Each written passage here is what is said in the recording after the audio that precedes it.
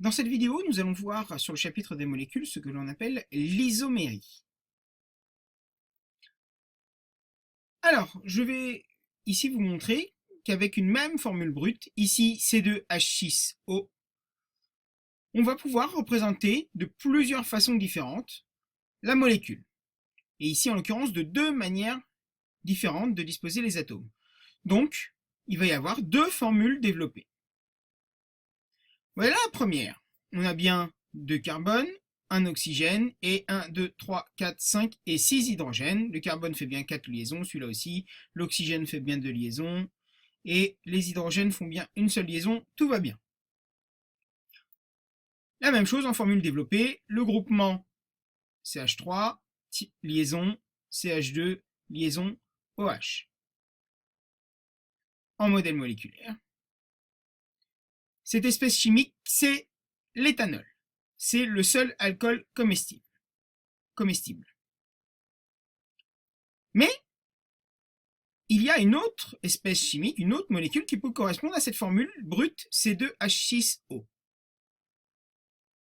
Celle-ci, vous avez bien 2 carbones, un oxygène et 6 hydrogènes.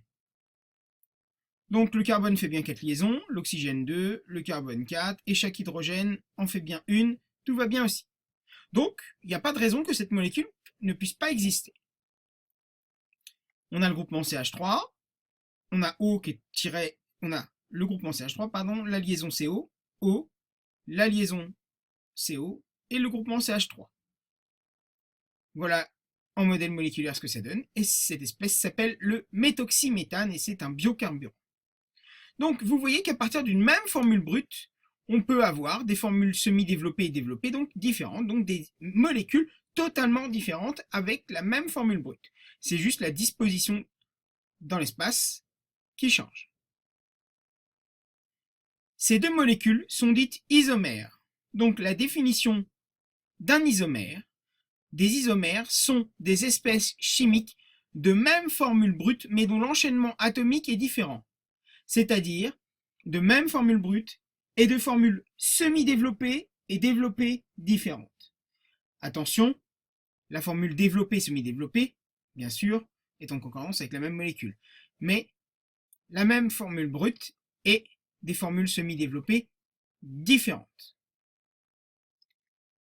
Des isomères n'ont bien sûr pas les mêmes propriétés physiques puisque ce sont des espèces chimiques, des molécules totalement différentes qui n'ont rien à voir les unes avec les autres.